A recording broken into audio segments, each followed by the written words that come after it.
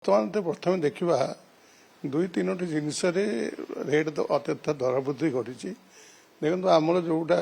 ଆମ ଭାରତର ଯୋଉ ଅର୍ଥନୀତି ଅଛି ମୁକ୍ତ ବାଣିଜ୍ୟ ଅର୍ଥନୀତି ଏଥିରେ 2ରୁ 4-5% ଗୋଟେ ବଢ଼ିବା ଏକ ସ୍ୱାଭାବିକ ଘଟଣା ଏବଂ ବଢ଼ିବା କମିବା ଏକ ଅର୍ଥନୀତିର ଗୋଟେ ଶୁଭ ସୂଚନା ବୋଲି କୁହାଯାଏ। କିନ୍ତୁ ଯେତେବେଳେ ଅବାସ୍ତବ ଭାବରେ ଦର ବୃଦ୍ଧି ଘଟେ ସେତେବେଳେ ସାଧାରଣ ଖାଉଟିଟିଏ ତାର ନିଜର ପରିବାରର बजेट मेंटेन करवाटा बड़ संतुलन रक्षा करवा बड़ कष्टकर हो पाता है। जमती आपको मुझे कही रखुच्छे चीनी दाम था 4000 ରୁ 4100 टका था बर्तमान 4900 ରୁ 5000 टका चीनी दाम अच्छी क्विंटाल पिछा प्राय 900 प्राय ये गोटे मस भितर प्राय मस भितर 900 टका बढ़ी एथिरे जो आम खबर पाऊँ जहाँ से माने कहते जे पेट्रोल एथेनल मिसेवाई जो नौ आ सहित ए वर्षर उत्पादन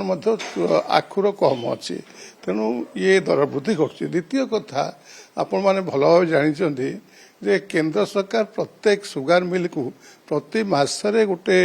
ऑर्डर दियंते केते स्टॉक अच्छे और केते से माने बिक्री करि परिबे। हमर प्राय प्रति मास वर्ष को प्राय 2,50,00,000 टन चीनी हमको दरकार जोटा कि केंद्र सरकार रिलीज करते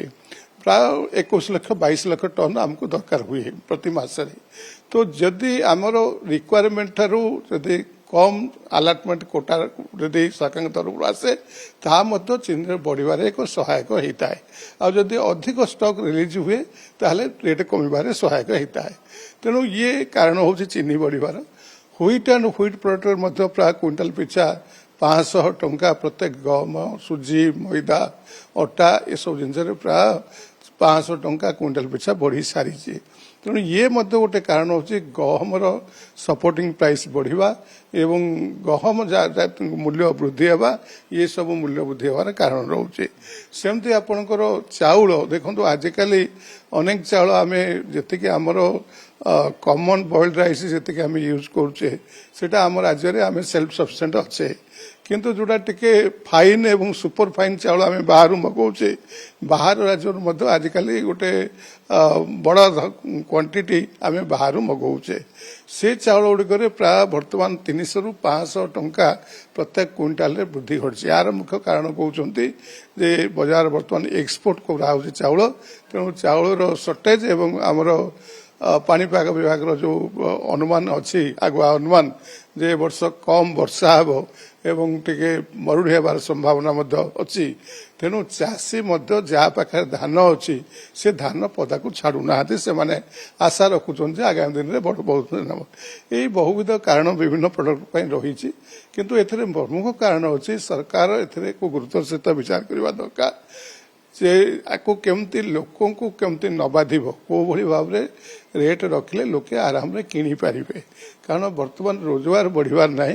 किंतु यदि दरदाम वृद्धि गोटे गोटे साधारण परिवार भितर यह गोटे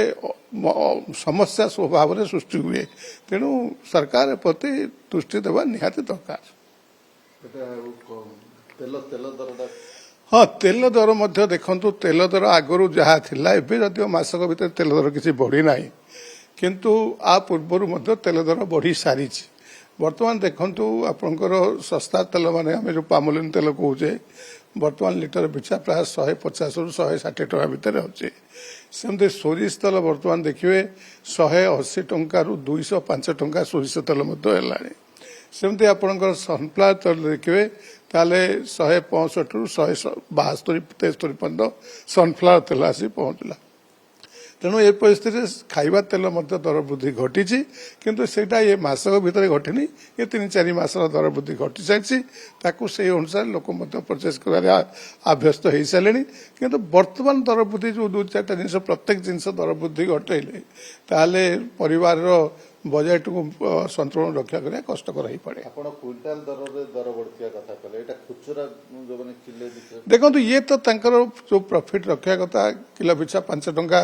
लिटर पिछा 5 टंका से माने प्रॉफिट रखुंट जहाँ पाइकारी दर हो तार 5 टका रखा कथा आड करके बुझे खुचरा दर ये